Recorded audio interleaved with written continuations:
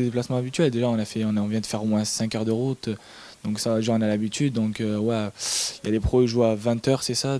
Ils jouent à 20 h. Donc ouais, c'est bien. On va jouer, on joue 3 heures avant eux. On va jouer, après on va les voir. Donc j'espère qu'il y aura la victoire et pour l'équipe première aussi.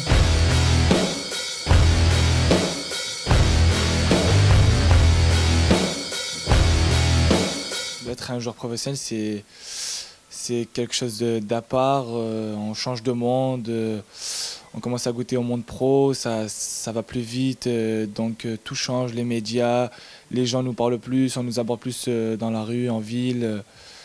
C'est un autre monde. Donc c'est le rêve de tous d'être dans ce monde-là. Donc voilà, maintenant que j'y suis, maintenant j'ai essayé d'y rester et de faire le mieux pour jouer maintenant en équipe première. Ouais, franchement, je suis bien ici. Avec l'arrivée du nouveau coach, ça permet de voir plus de monde, comme Neil Maupay qui vient d'arriver. Donc, plus de jeunes qui montent avec les pros, on est de plus en plus. Donc, c'est bien, ça donne on va dire, de l'espoir à tout le monde d'y goûter. Donc, c'est bien pour tous. Franchement, un pro qui me fait rêver, ouais, il y a Didier Digard, qu'on peut prendre exemple sur lui. Franchement, c'est un très bon joueur. Et il y a aussi David Ospina et Joris Del que je pourrais citer encore. La vie du groupe, franchement, tout se passe bien. Franchement, comme chez les pros, comme chez la CFA. On est une bande de copains. Franchement, tout le monde s'entend bien. Je veux dire, le groupe vit bien. Et c'est ça qui fait un peu notre force en championnat, je veux dire.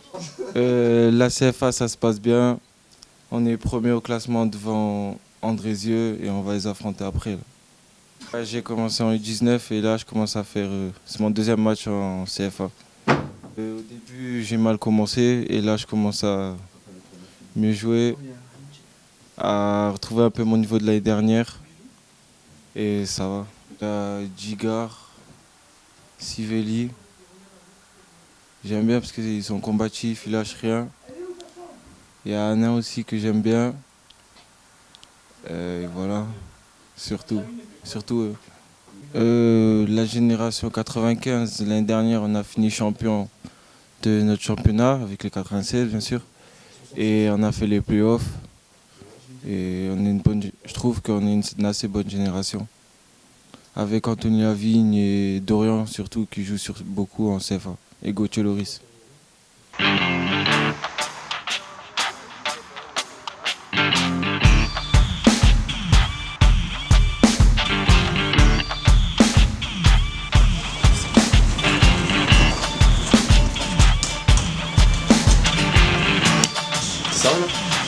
Ça soit comment?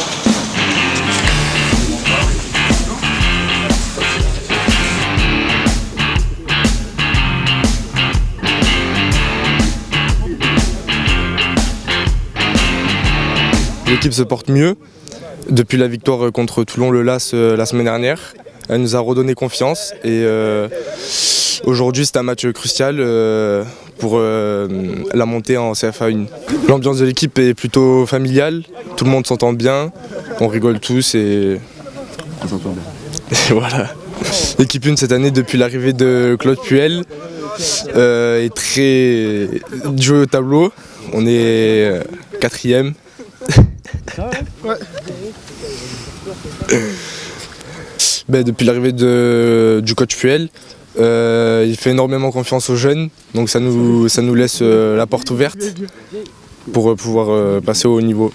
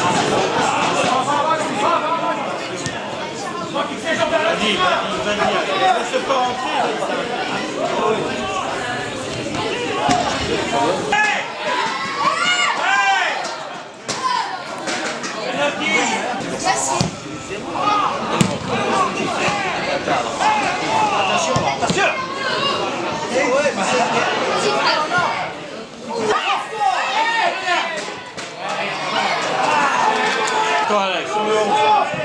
Regarde-toi, Alex.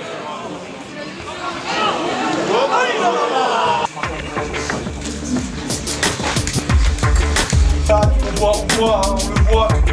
Putain, mais arrache tout. Toute la trajectoire défonce tout. Le groupe président du Conseil de ici, qui s'est greffé enseignement supérieur et centre de formation.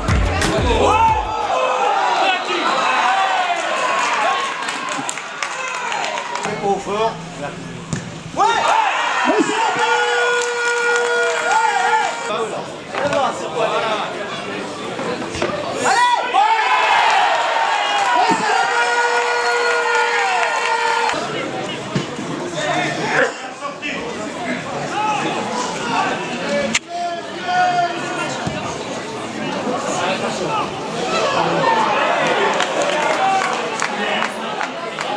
C'est encore une défaite. Et moi, je pense que je ne vais pas être tendre. Je vais pas être tendre pour le football parce qu'en ce moment, malheureusement, le football qui ne joue pas, c'est-à-dire les équipes qui ne jouent pas, arrivent à gagner les matchs. C'est un truc que j'ai du mal à intégrer. J'ai du mal à intégrer ça, honnêtement, parce que ben voilà, on a des gamins qui essaient de jouer au football, qui essaient de produire des belles choses sur un terrain, qui essaie d'offrir aussi un spectacle. Voilà, on peut prendre du plaisir à voir cette équipe-là et qui gagne le match sur un coup de dé. Voilà, encore une décision arbitrale qui est à notre défaveur. Ça commence, même si, allez, je veux pas me plaindre de l'arbitrage, mais bon, on dit toujours que ça s'équilibre dans une saison. J'attends toujours. Hein. Il nous reste 9 matchs. J'attends, messieurs les arbitres. Voilà, donnez-nous un petit coup de main quand même aux équipes de jeunes là, qui essaient de jouer au football, parce que là, ça commence à être vraiment, vraiment pénible de subir ce football actuel. Je ne sais pas ce qui se passe. Voilà, les équipes ne jouent pas et puis elles gagnent. Il faut être efficace en football, donc voilà, on l'a toujours dit. Il faut être efficace. Maintenant, nous, on est là pour former des joueurs pour qu'ils aillent le plus vite possible au haut niveau, c'est-à-dire en Ligue 1 dans un premier temps. Je pense qu'on est dans le vrai.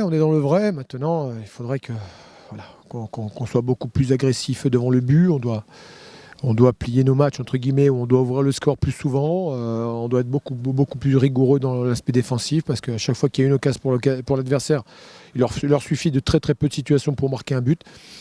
En contre, voilà, le football, c'est comme ça. Hein. Il y a des équipes qui ont gagné des titres il n'y a pas si longtemps que ça, les championnats d'Europe, en défendant, et puis ils ont été champions. Donc voilà, est-ce que c'est ça le football? C'est pour ça que le football, peut-être, il se perd. Voilà, en tout cas, nous, on va garder notre ligne de conduite, à savoir voilà, ressortir des joueurs de haut niveau avec une intelligence de jeu, avec une possibilité d'être beaucoup plus performant à l'avenir. Voilà, l'OGC Nice a cette ambition-là. Mais bon, on a un objectif qui est de monter en CFA cette année. C'est sûr que voilà, si on veut jouer la compétition aujourd'hui, Andrézieux nous bat chez eux avec un match en retard. S'ils le gagnent, eh ben, ils reviennent à notre hauteur. Mais bon, c'est le football, c'est la CFA 2. C'est pour ça qu'il faut qu'on s'en sorte vite de cette division-là. C'est dommage parce qu'il y a autre chose à faire dans le football. Voilà, je suis très cru peut-être dans mes propos, mais ça devient usant quand on a des projets comme les nôtres, de voir que le football qui ne joue pas gagne. Voilà. On va aller voir.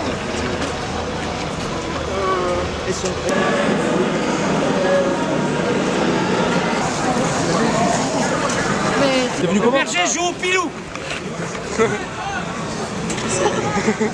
Oui. Et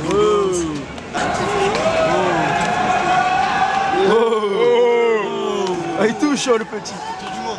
Et ça Oh, va allez. enlever les élèves de mon père.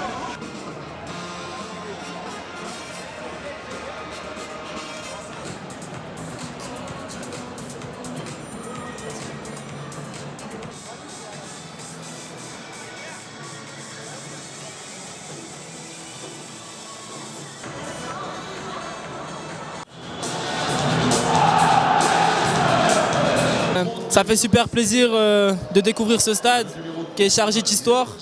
de voir surtout nos aînés évoluer. On espère qu'ils vont gagner et que la soirée sera belle.